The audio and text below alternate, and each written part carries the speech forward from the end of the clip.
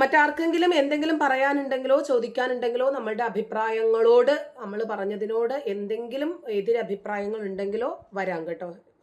നമ്മുടെ സ്പീക്കേഴ്സ് പാനലിലേക്ക് വരാം. നിങ്ങൾക്ക് നിങ്ങളുടെ അഭിപ്രായം രേഖപ്പെടുത്താം. വിമർശനങ്ങളാണെങ്കിലും പിന്നെ വളരെ സ്വീകാര്യ യോഗ്യതയോടുകൂടി തന്നെ അത് അക്സെപ്റ്റ് ചെയ്യും.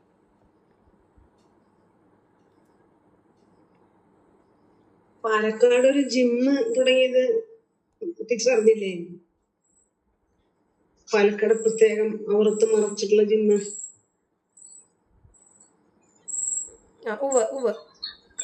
കണ്ടായിരുന്നു. ജിമ്മ സംഗീതമില്ല, ഇസ്ലാമിക രൂപത്തിൽ വസ്ത്രധാരണമായിരിക്കണം, ആണിനും പെണ്ണിനും പ്രത്യേകം. എന്താണ് ശരീഅത്ത് ജിമ്മ്? ഇപ്പൊ ജിം ജിഹാദ്.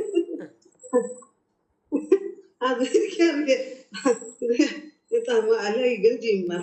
പക്ഷെ അവരൊരു വലിയൊരു ഫോർവേഡ് തിങ്കിങ് ആണ്. സ്ത്രീകളെ അവർ ജിമ്മിന് പോകാൻ അനുവദിക്കുന്നുണ്ടല്ലോ. പക്ഷെ അതിന്റെ അടിയിൽ വലിയ വെണ്ടക്കാശത്തിൽ എഴുതിയിരിക്കുന്നത് മറ്റു മതക്കാർ ഈ നിബന്ധനകൾ ഫോളോ ചെയ്യുകയാണെങ്കിൽ ഇവിടെ ചേർക്കുന്നതായിരിക്കും എന്ന് വെച്ചാല് തലയിൽ തട്ടൊക്കെ ഇട്ട് ഈ ഇത് ധരിച്ചിട്ട് വരികയാണെങ്കിൽ അപ്പൊ അത് അങ്ങനെയാണല്ലോ. അപ്പൊ കുട്ടികൾക്ക് ഓട്ടോമാറ്റിക്കലി ആ ഒരു വിഷത്തിനോട് ഈ ജിമ്മ് നല്ല ജിമ്മാണ്, പക്ഷെ പോയി കഴിഞ്ഞാൽ ഇങ്ങനെയൊക്കെയാണ്.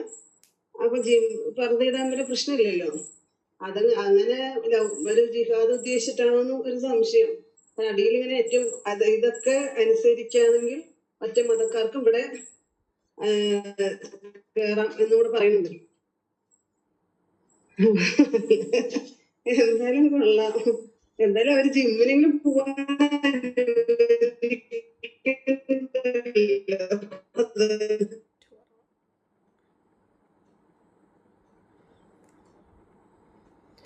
താഴെയുള്ള ആളുകൾക്ക് എന്തെങ്കിലും അഭിപ്രായങ്ങൾ ഉണ്ടെങ്കിൽ രേഖപ്പെടുത്താൻ കേട്ടോ.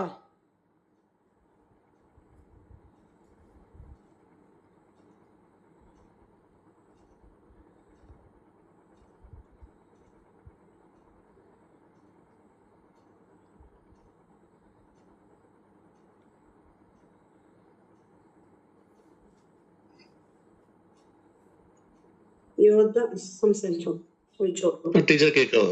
ചോദിച്ചോട്ടെ. ഓക്കെ, ടീച്ചർ കുറച്ച് ഫിലോസഫിക്കൽ ചെറുതായിട്ട് പോയി സംസാരിച്ചു നോക്കാം. അതായത് ടീച്ചർ ചിന്തിച്ചിട്ടുണ്ടോന്ന് അറിയില്ല, നമ്മുടെ ഈ ഭൂമിയിലുള്ള ജീവികളെ കുറിച്ച് ചിന്തിക്കുന്ന സമയത്ത് പൊതുവെ മറ്റുള്ള ജീവികളൊക്കെ അതായത് ജനിച്ചിട്ട് അവരുടെ brain pre configure already wired ആയിട്ടുള്ള കാര്യങ്ങളാണ്. എന്ത് ചെയ്യണം, എന്തെല്ലാം ചെയ്യേണ്ടതെന്നുള്ള കാര്യങ്ങള്. ഉദാഹരണത്തിന് ഒരു ആട്ടിൻകുട്ടി എടുക്കുകയാണ്, ആട്ടിന്റെ കുട്ടി എപ്പോഴും അത് പുല്ലുപാത്രത്തിനുള്ളൂ, അല്ലെങ്കിൽ അതിൻ്റെതായ നിർദ്ദിഷ്ട രീതിയിൽ വേണ്ട ജീവിത രീതി മാത്രമേ അത് സ്വീകരിച്ചു പോകുന്നുള്ളൂ. പക്ഷെ മനുഷ്യൻ നോക്കി കഴിഞ്ഞാൽ മനുഷ്യൻ അങ്ങനെയല്ല. മനുഷ്യൻ ജനിച്ചു കഴിഞ്ഞിട്ട് ചെറിയ കുട്ടിയായിട്ട് ആ കുട്ടിക്ക് ആദ്യമായിട്ട് കൊടുക്കേണ്ട പാല് പോലും അമ്മ എടുത്ത് കൊടുത്തിട്ടില്ലെങ്കിൽ ആ കുട്ടി ഒരു പക്ഷെ മരിച്ചു പോകും. അതാണ് സാഹചര്യം. അതുപോലെ ഒരു 2-3 വർഷം ആ കുട്ടിയെ എടുത്ത് താലോലിച്ച് വളർത്തിയെടുത്ത് പഠിപ്പിച്ച് ഒരു 5 വയസ്സ് വരെയൊക്കെ നോക്കി കൊണ്ട് മാത്രമേ കുട്ടി അത്യാവശ്യം സ്വതന്ത്രമായിട്ട് നിൽക്കാനും നടക്കാനും ജീവിതത്തിന്റെ കാര്യങ്ങൾ ചെയ്യാൻ ശ്രമിക്കുകയുള്ളൂ. അതുപോലെ അപ്പൊ ഈ ഒരു വ്യത്യാസം മറ്റുള്ള ഈ ജീവികളിൽ നിന്ന് മനുഷ്യന്റെ വ്യത്യാസം, അതായത് വളരെ എവല്യൂഷണറി തന്നെ ഒരുപാട് വ്യത്യാസമുണ്ട്.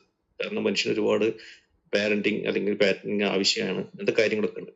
അപ്പൊ ഞാൻ ഇതിലേക്ക് ഈ ഒരു ഫിലോസഫിക്കൽ തോട്ട് ഇതിലേക്ക് കൊണ്ടുവരാനുള്ള കാരണം എന്താണെന്ന് വെച്ചിട്ടുണ്ടെങ്കിൽ ഈ നമ്മുടെ സ്പെഷ്യൽ ട്രെയിനിങ്ങുമായിട്ട് ബന്ധപ്പെട്ടിട്ടാണ്.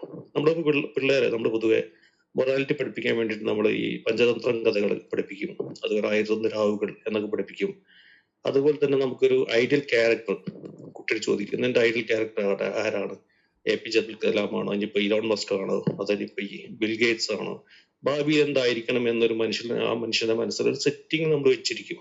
എങ്കിലാണ് ആ കുട്ടി ആ ഒരു ഡയറക്ഷനിൽ കൂടെ പോയിട്ട് ഒരു പക്ഷെ അതിന് പോയ ഒരാൾ അല്ലെങ്കിൽ അതിനേക്കാൾ നല്ലൊരാള് സമൂഹത്തിന് നന്മ ചെയ്യുന്ന ആളെന്ന് നമ്മൾ സെറ്റ് ചെയ്യുന്നത്.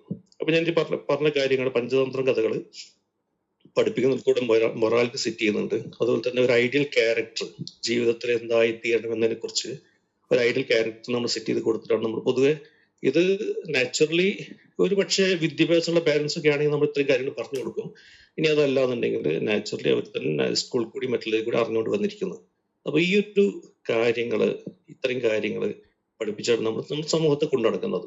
ഇതിന് പാരലായിട്ട് ഈ മദ്രസ വിദ്യാഭ്യാസത്തില് ടീച്ചർ എന്തൊക്കെയാണ് അവർ സെറ്റ് ചെയ്യുന്നതെന്ന് അറിഞ്ഞാൽ കൊള്ളായിരുന്നു, താങ്കളുടെ അഭിപ്രായത്തിൽ.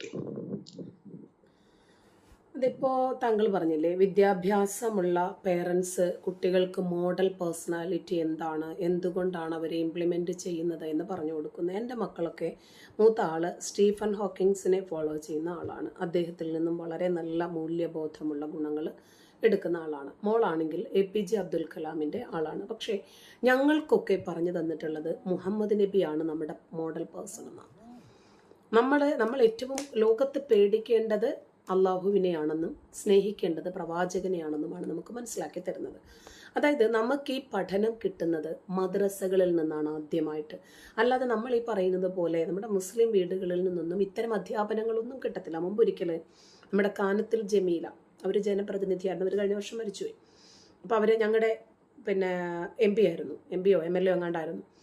ആ സമയത്ത് അവർ പറയാണ്, ഞാനൊരു സ്കൂളിൽ ഉദ്ഘാടനത്തിന് പോയപ്പോൾ കുറേ കുട്ടികൾ വന്നിട്ട് എന്നോട് പറയുകയാണ്, മുസ്ലിം കുട്ടികൾ, ടീച്ചറെ ഇവരോട് പറയണം, ഞങ്ങളെ ഈ ശ്ലോകങ്ങളും അതുപോലെ ശങ്കരൻ്റെ കാര്യങ്ങളും ഒന്നും പഠിപ്പിക്കരുത് എന്ന് പറയണം. കാരണം ഇതൊന്നും ഞങ്ങൾക്ക് വീട്ടിൽ പോയിരുന്നിട്ട് വായിക്കാനോ പഠിക്കാനോ ഞങ്ങളുടെ വീട്ടുകാർ സമ്മതിക്കുന്നില്ല. അതായത് ശങ്കരൻ പിന്നെയും ശ്ലോകം ചൊല്ലി മലമയി ശയ്യാച്ച സാംവത്സരി, അപ്പം ഇതൊന്നും ഞങ്ങൾ പഠിക്കാൻ സമ്മതിക്കുന്നില്ല. അതിൻ്റെ അർത്ഥം എന്താണെന്ന് അവർക്കറിയില്ല.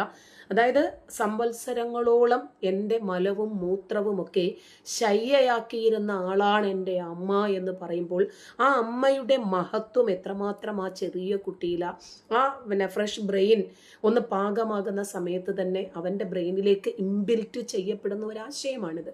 പക്ഷെ അതവർ ഉൾക്കൊള്ളുന്നില്ല. ശങ്കരൻ, ശ്ലോകം ഇതൊന്നും ഞങ്ങളെ പഠിപ്പിക്കരുത് എന്ന് പറഞ്ഞത്രേ. അപ്പോൾ അവർ കൃത്യമായിട്ട് പറയുന്നുണ്ട്, എന്ത് പഠിപ്പിച്ചാലും അത് മൂല്യബോധമുണ്ടാകണം എന്നത് മുസ്ലിം കമ്മ്യൂണിറ്റിയെ സംബന്ധിച്ചിടത്തോളം അവർക്കത് അംഗീകരിക്കാൻ പറ്റില്ല. ഒന്നാമത്തെ കാര്യം, നമ്മുടെ വിദ്യാഭ്യാസ സമ്പ്രദായത്തിൽ അധ്യാപകർക്ക് B.Ed അതല്ലെങ്കിൽ TTC ഇതുപോലെയൊക്കെയുള്ള ചില പ്രൊഫഷണൽ യോഗ്യതകളുണ്ട്. പക്ഷേ കുട്ടികൾ വലിയ രൂപത്തിൽ കൈകാര്യം ചെയ്യാൻ പരിമിതമായ രൂപത്തിലുള്ള അറിവുകൾ അവർ നേടിയിട്ടുണ്ട്. ഉസ്താദുമാരുടെ കാര്യത്തിൽ ഈ യോഗ്യതകളില്ല. അതുകൊണ്ട് അവരെന്താണ് കുട്ടികളെ പഠിപ്പിക്കേണ്ടത് എന്ന് കൃത്യമായിട്ടുള്ള, ഞാനൊക്കെ മദ്രസയിൽ പഠിക്കുന്ന സമയത്ത് ഉസ്താദുമാർക്ക് ബീഡി വാങ്ങിക്കൊണ്ട് കൊടുക്കുന്ന ആൾക്കാർ നമ്മളാണ്. ഈ മദ്രസ അടിച്ചു വരുമ്പോൾ ആ സൈഡിൽ കിടക്കുന്നത് മൊത്തവും ബീഡി കുറ്റികളാണ്. അതുപോലെ ഹോംവർക്ക് ചെയ്തിട്ട് വന്നിട്ടില്ലെങ്കിൽ, അവർ പറയുന്നത് പോലെ നമ്മൾ കേട്ട് നിന്നിട്ടില്ലെങ്കിൽ നമ്മുടെ വായിലും മുഖത്തുമൊക്കെ ഈ ഉസ്താദുമാർ തുപ്പും. അതുപോലും നമ്മുടെ പേരൻസ് ചോദ്യം ചെയ്യുന്നില്ല. ഈ സംസ്കാരശൂന്യരായിട്ടുള്ള കുഞ്ഞുങ്ങളുടെ ഒരു 13-12 വയസ്സൊക്കെ ആകുമ്പോഴേക്ക് കുഞ്ഞുങ്ങളുടെ ഉടുപ്പിനകത്തൂടെ കൈയിട്ട് മുലഞ്ഞെട്ടുകൾ ഞെരടി സുഖിക്കുന്ന ഈ മദ്രസ അധ്യാപകരിൽ നിന്നും നമ്മൾ അങ്ങനത്തെ ഒരു മൊറാലിറ്റിയോ അതല്ലെങ്കിൽ അങ്ങനത്തെ ഒരു മാനവികതയോ ഇവരിൽ നിന്ന് പ്രതീക്ഷിക്കാൻ പറ്റുമോ? പൊതുവിദ്യാഭ്യാസത്തിൽ ഒരു അധ്യാപകനാകണമെങ്കിൽ അവർക്ക് നിശ്ചിതമായിട്ടുള്ള യോഗ്യതകൾ വേണം. പക്ഷേ മദ്രസകളിൽ പഠിപ്പിക്കുന്ന ആളുകൾക്ക് മതമാണ് വേണ്ടത്. അവരുടെ വിദ്യാഭ്യാസ യോഗ്യത എന്താണ്? കുട്ടികളോട് എങ്ങനെ പെരുമാറണമെന്ന് അവരെ പഠിപ്പിക്കുന്നില്ല. അവർക്ക് ക്ലസ്റ്ററുകളില്ല. അവരുടെ മാനസികാവസ്ഥ എങ്ങനെ മനസ്സിലാക്കണം എന്ന് അവരെക്കുറിച്ച് പഠിക്കുന്നില്ല. അവരെ അതിനു വേണ്ടിയിട്ട് പഠിപ്പിക്കുന്നില്ല. ഒരു വശത്ത് ആധുനിക വിദ്യാഭ്യാസവും തൊഴിൽ നൈപുണ്യവും കുട്ടികൾക്ക് നൽകാൻ വേണ്ടിയിട്ട് സമൂഹം ശ്രമിച്ചു കൊണ്ടിരിക്കുന്നു. പക്ഷേ മദ്രസകൾ ഇപ്പോഴും പഴയകാല കാമഭ്രാന്തന്മാർ പഠിപ്പിക്കുന്ന രീതിയിലുള്ള പഠനം. ആധുനിക വിദ്യാഭ്യാസ യോഗ്യതയില്ലാത്ത അധ്യാപകരാണ് മദ്രസകളിലൊക്കെ ഇപ്പോഴും മതവിദ്യാഭ്യാസം തുടർന്നു കൊണ്ടുപോകുന്നതെങ്കിൽ അത് കുട്ടികളിൽ ഏത് രൂപത്തിലുള്ള പഞ്ചതന്ത്ര കഥകൾ പോലെയുള്ള മൊറാലിറ്റി ഉണ്ടാക്കുമെന്നാണ് നമ്മൾ വിചാരിക്കേണ്ടത്. അവിടെ പഠിപ്പിക്കുന്നത് എന്താ? മോനെ നീ എന്താ പഠിച്ചത്? ഒരു 7 വയസ്സുകാരനെ ഒരു മുറിക്കകത്ത് കൊണ്ടുപോയിട്ട് ചോദിക്കുക. വൈവയാണ്, ബലിപെരുന്നാളാണല്ലോ, ഞാൻ ബലി അറുക്കാൻ പഠിച്ചു.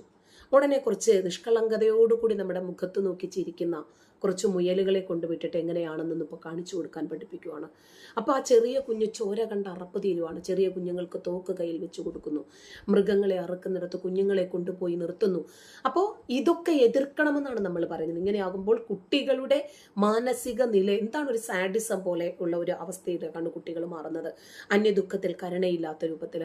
അപ്പം മദ്രസ അധ്യാപകർക്ക് സർക്കാർ ശമ്പളവും പെൻഷനും നൽകുന്നത് കൊണ്ട് അവരെ നിയമിക്കാൻ സർക്കാർ എന്തു മാനദണ്ഡം സ്വീകരിക്കുന്നു എന്ന് നമ്മൾ ചോദിക്കാനുള്ള കാരണം അതാണ്.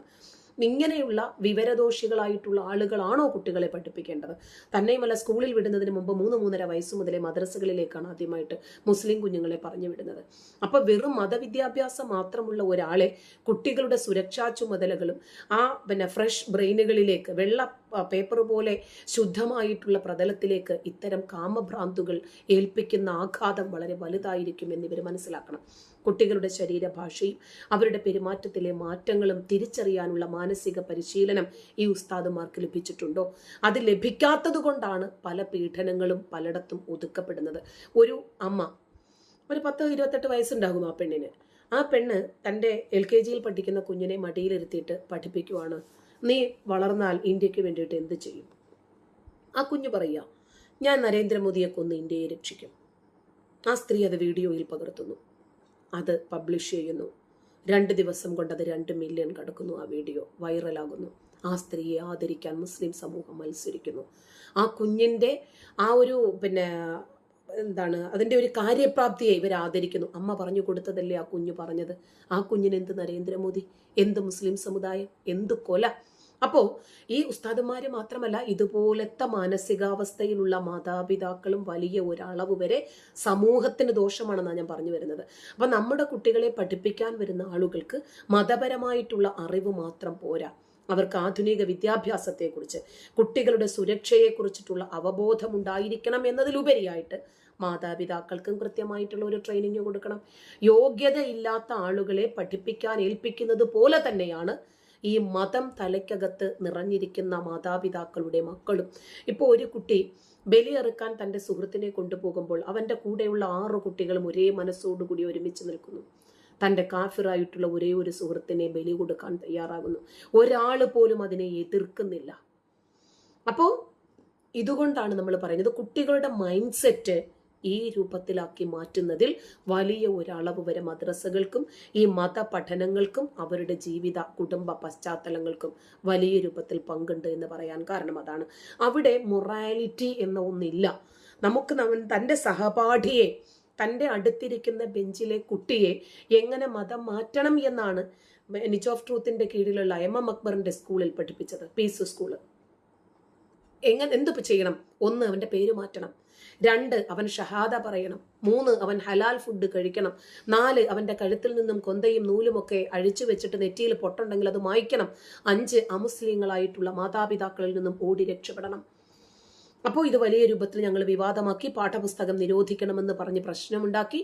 വലിയ രൂപത്തിൽ സമൂഹ മാധ്യമത്തിലൂടെ കൊട്ടിക്കലാശമുണ്ടായപ്പോൾ MM അക്ബറിനെ പോലീസ് അറസ്റ്റ് ചെയ്യുന്ന ഒരു രീതി ഉണ്ടായി. ആ സമയത്ത് നമ്മുടെ അഭിലാഷ് അദ്ദേഹത്തെ ഇന്റർവ്യൂ ചെയ്യുന്ന സമയത്ത് അദ്ദേഹം പറയണം, ഞങ്ങൾ മദ്രസ തലം മുതലേ കുട്ടികളെ പഠിപ്പിക്കുന്നതാണ്, ഇതിനിപ്പോൾ എന്താ കുഴപ്പം? അപ്പോൾ അഭിലാഷ് ചോദിക്കുന്നുണ്ട്, മദ്രസയിൽ മതം മാറ്റമാണോ പഠിപ്പിക്കുക? അതെ, ഞങ്ങൾ പഠിക്കുന്നുണ്ട്, നമ്മൾ പഠിപ്പിക്കുന്നുമുണ്ട്. ഒരു കൂസലുമില്ല, ഒരു പബ്ലിക്കിനോടാണ് ഈ പറയുന്നത്. അപ്പോൾ മതവിദ്യാഭ്യാസത്തിന് പുറമേ തന്നെ മിനിമം +2 അതല്ലെങ്കിൽ ബിരുദമൊക്കെ അധ്യാപകർക്ക് നിർബന്ധമാക്കാനുള്ള സർക്കാർ സംവിധാനം നിയമം മൂലം തന്നെ കൊണ്ടുവരണം. മതപഠനത്തോടൊപ്പം തന്നെ ബാലാവകാശങ്ങളെക്കുറിച്ചും പോക്സോ നിയമങ്ങളെക്കുറിച്ചും കുട്ടികൾക്ക് മദ്രസയിൽ വെച്ചിട്ട് തന്നെ ഒരു അറിവും ഒരു സാമൂഹ്യ സംസ്കരണ ക്ലാസ്സുകളും നൽകേണ്ടതുണ്ട്. നമ്മൾ മദ്രസയെ എതിർക്കുന്നില്ല, മറിച്ച് അവിടെ പഠിക്കുന്ന കുട്ടികളുടെ സുരക്ഷ അത് ഉറപ്പാക്കണം. അവരുടെ മാനസിക നില തകരാറിലാകുന്ന രൂപത്തിലുള്ള ഒരു സമീപനങ്ങളും അവിടെ നിന്നും ഉണ്ടാകരുത്. ഇത്രേ നമ്മൾ പറയുന്നുള്ളൂ. അപ്പോൾ അതുകൊണ്ട് നമ്മൾ ഈ ഒരു ബാലരമ വാങ്ങിച്ചാൽ പോലും അതിൻ്റെ സ്റ്റാർട്ടിങ്ങിൽ വലിയ ഒരു മോറൽ കഥ ഉണ്ടാകും. നമ്മൾ അതൊക്കെ വായിച്ചും കേട്ടും പഠിച്ചും ഒക്കെ വളർന്നവരാ. പക്ഷെ ഇന്ന് ഒരിക്കലും മദ്രസകളിൽ നിന്നും ആ രൂപത്തിലൊരു മൊറാലിറ്റി കിട്ടുമെന്ന് പ്രതീക്ഷിക്കരുത്. ഇല്ല.